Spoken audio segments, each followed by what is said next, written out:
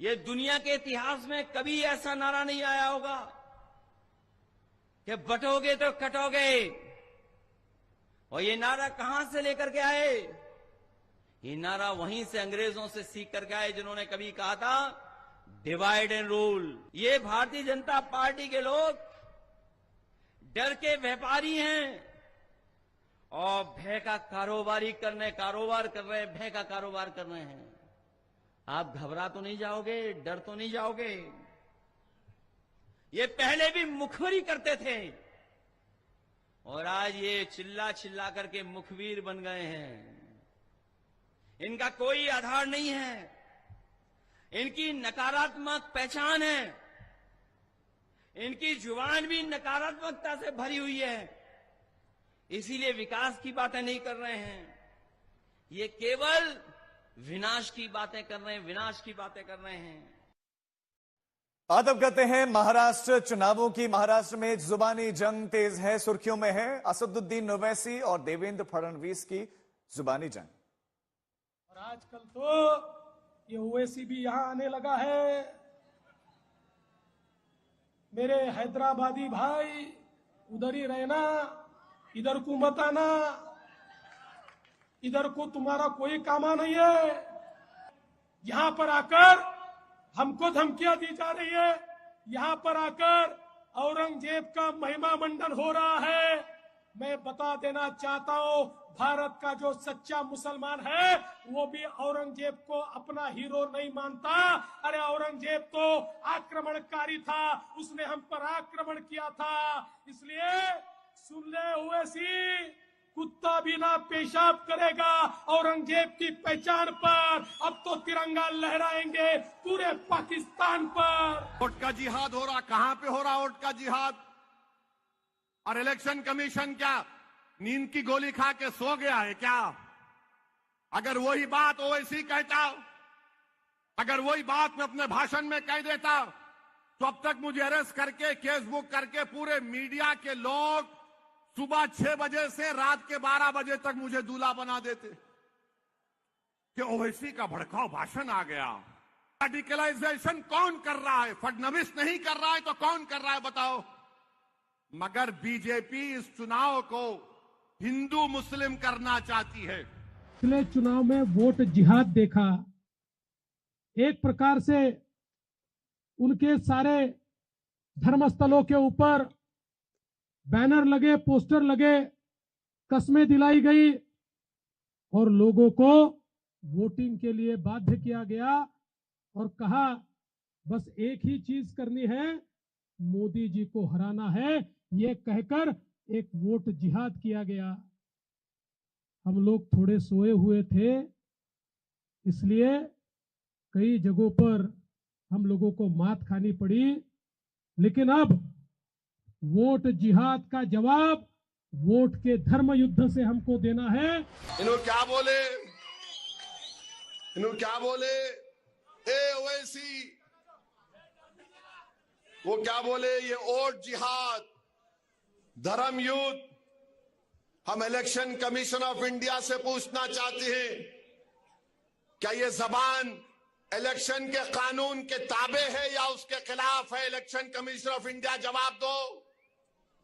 ये महाराष्ट्र के chief electoral officer से हम पूछना चाह रहे हैं, मेरा नाम लेकर जिहाद का नाम लिया जा रहा है, धर्म युद्ध का नाम लिया जा रहा है।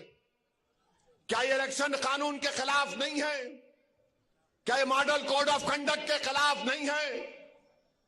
ये लोकशाही है, जमहूरियत है, यहां पर धर्म युद्ध और जिहाद कहां से आ गया फडणवीस? 20 नवंबर की चुनावी तारीख जैसे जैसे नजदीक आ रहे हैं, महाराष्ट्र चुनाव में जुबानी तल्खी बढ़ती जा रही है। बटेंगे तो कटेंगे, एक रहेंगे तो सेफ रहेंगे जैसे नारों के इर्द गिर्द चुनावी प्रचार घूम रहा है और जोरों पर है। कल कांग्रेस अध्यक्ष मल्लिकार्जुन खड़गे ने अपने बयानों से प्रचार को नई धार दी। यूपी के सीएम योगी आदित्यनाथ की वेशभूषा पर सवाल उठाने वाले खड़गे ने योगी की भाषा पर भी सवाल उठाए।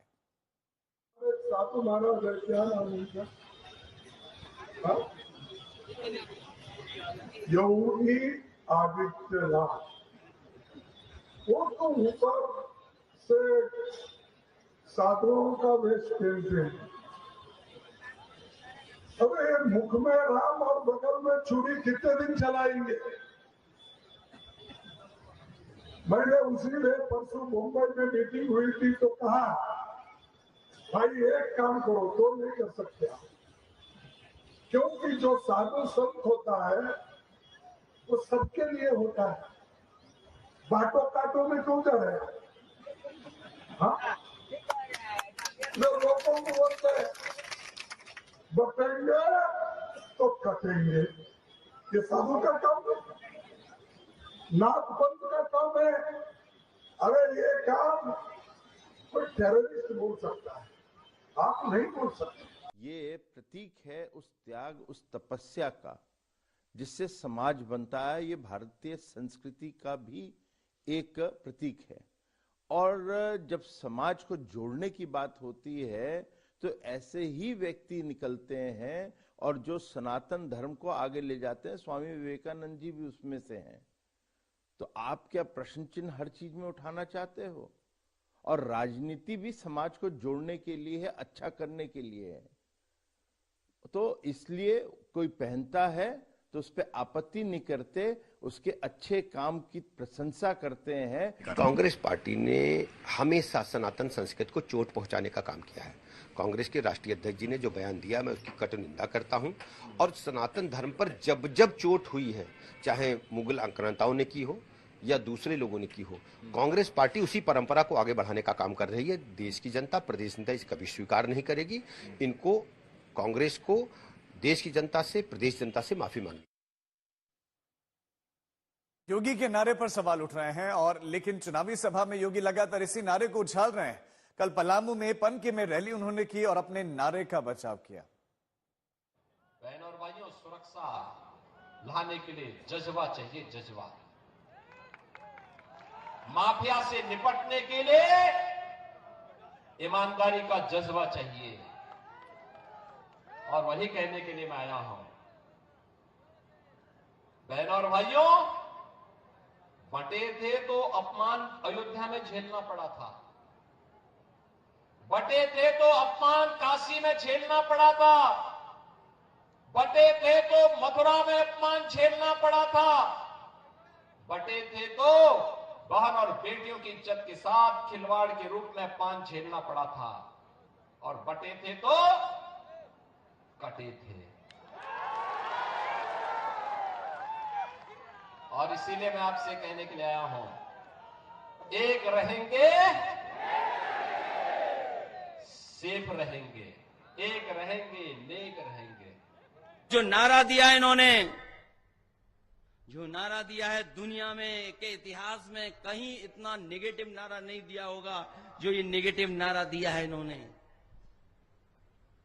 ये दुनिया के इतिहास में कभी ऐसा नारा नहीं आया होगा कि बटोगे तो कटोगे। और ये नारा कहां से लेकर के आए? ये नारा वहीं से अंग्रेजों से सीख करके आए जिन्होंने कभी कहा था डिवाइड एंड रूल। ये भारतीय जनता पार्टी के लोग डर के व्यापारी हैं और भय का कारोबार कर रहे हैं, भय का कारोबार कर रहे हैं।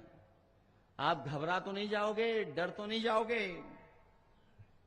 ये पहले भी मुखबिरी करते थे और आज ये चिल्ला चिल्ला करके मुखबिर बन गए हैं। इनका कोई आधार नहीं है, इनकी नकारात्मक पहचान है, इनकी जुबान भी नकारात्मकता से भरी हुई है। इसीलिए विकास की बातें नहीं कर रहे हैं, ये केवल विनाश की बातें कर रहे हैं, विनाश की बातें कर रहे हैं। महाराष्ट्र में जुबानी जंग तेज है। सुर्खियों में है असदुद्दीन ओवैसी और फडणवीस की जुबानी जंग। सुन ले ओवैसी, कुत्ता भी ना पेशाब करेगा औरंगजेब की पहचान पर। अब तो तिरंगा लहराएंगे पूरे पाकिस्तान पर। देवेंद्र फडणवीस, याद रखो, तुम मेरी जबान का मुकाबला नहीं कर सकते ना। अगर तुम, मोदी, अमित शाह भी बैठ गए तो मेरी जबान का मुकाबला नहीं कर सकते। महाराष्ट्र में चुनाव प्रचार किस कदर गर्म है उसकी ये बानगी है। महाराष्ट्र में कुर्सी की लड़ाई तो महायुति और महाविकास आघाड़ी के बीच है, लेकिन इस बड़े चुनावी युद्ध के बीच फडणवीस और ओवैसी की जुबानी लड़ाई सबका ध्यान खींच रही है, जहां सार्वजनिक शिष्टाचार की लक्ष्मण रेखा क्षीण होती नजर आ रही है। और आजकल तो ये ओवैसी भी यहां आने लगा है।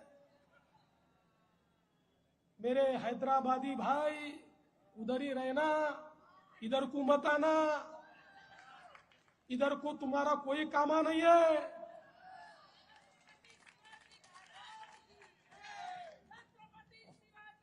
अरे भाई, मैं समझ नहीं पा रहा हूं ये क्या यहां पर हो रहा है। यहां पर आकर हमको धमकियां दी जा रही है, यहां पर आकर औरंगजेब का महिमा मंडन हो रहा है।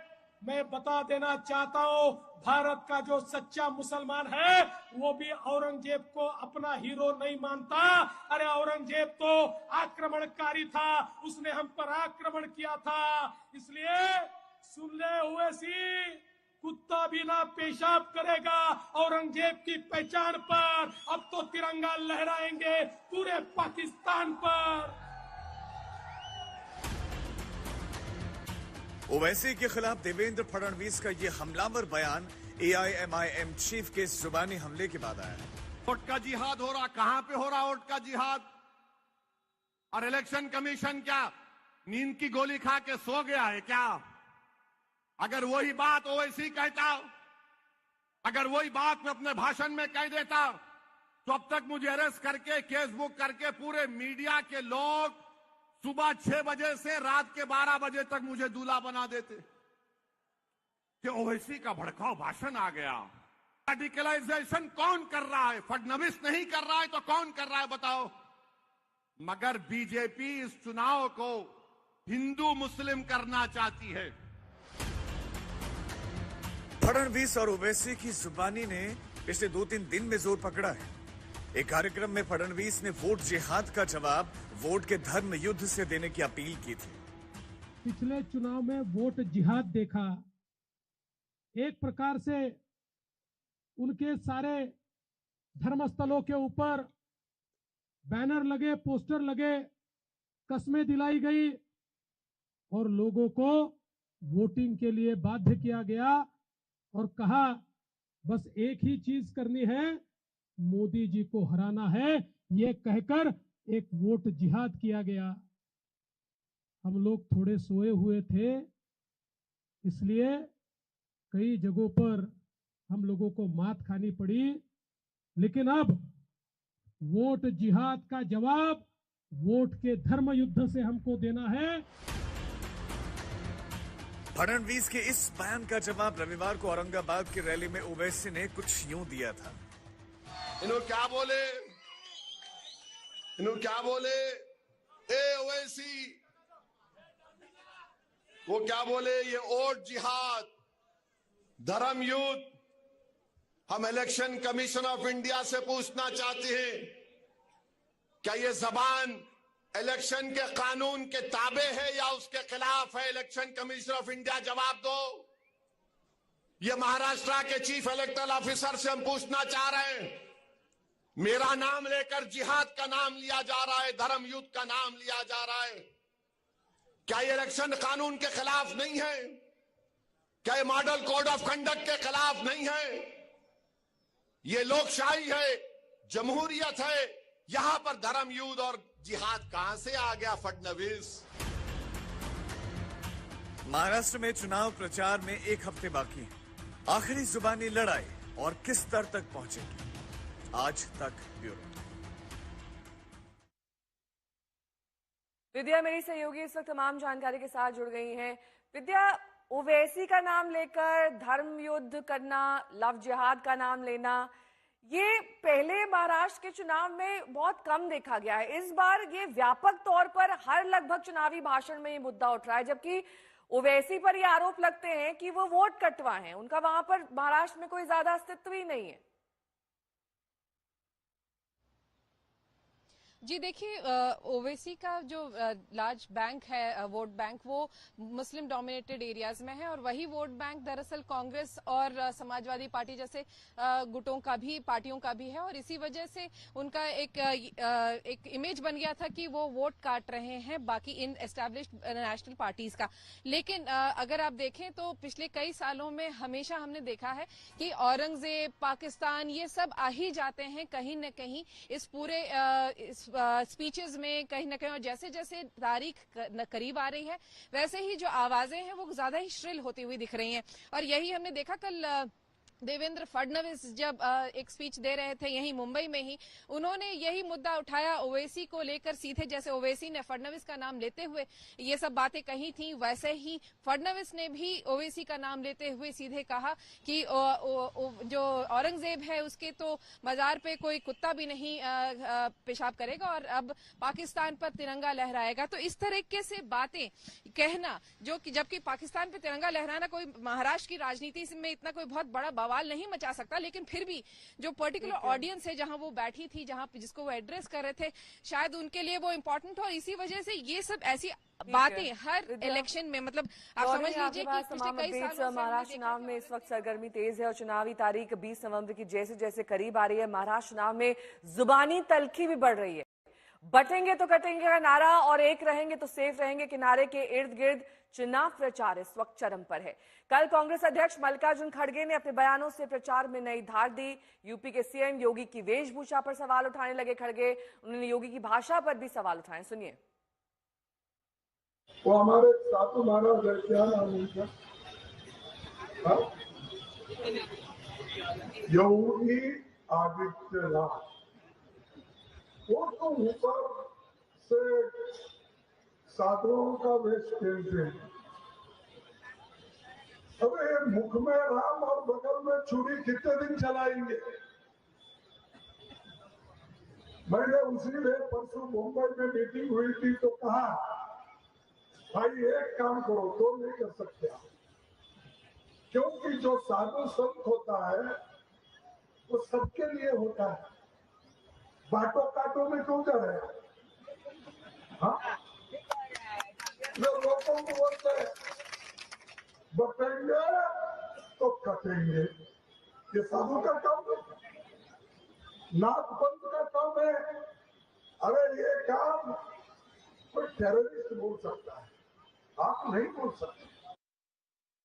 तो खड़गे ने योगी पर सवाल उठाए तो बीजेपी के तमाम नेताओं ने पलटवार शुरू कर दिया। ये प्रतीक है उस त्याग, उस तपस्या का जिससे समाज बनता है। ये भारतीय संस्कृति का भी एक प्रतीक है और जब समाज को जोड़ने की बात होती है तो ऐसे ही व्यक्ति निकलते हैं और जो सनातन धर्म को आगे ले जाते हैं। स्वामी विवेकानंद जी भी उसमें से हैं। तो आप क्या प्रश्न चिन्ह हर चीज में उठाना चाहते हो? और राजनीति भी समाज को जोड़ने के लिए है, अच्छा करने के लिए है। तो इसलिए कोई पहनता है तो उस पर आपत्ति नहीं करते, उसके अच्छे काम की प्रशंसा करते हैं। कांग्रेस पार्टी ने हमेशा सनातन संस्कृति को चोट पहुंचाने का काम किया है। कांग्रेस के राष्ट्रीय अध्यक्ष जी ने जो बयान दिया, मैं उसकी कटु निंदा करता हूं। और सनातन धर्म पर जब जब चोट हुई है, चाहे मुगल आक्रांताओं ने की हो या दूसरे लोगों ने की हो, कांग्रेस पार्टी उसी परंपरा को आगे बढ़ाने का काम कर रही है। देश की जनता, प्रदेश जनता इसे कभी स्वीकार नहीं करेगी। इनको, कांग्रेस को देश की जनता से, प्रदेश जनता से माफी मांगी। मुख्यमंत्री योगी आदित्यनाथ के नारे पर सवाल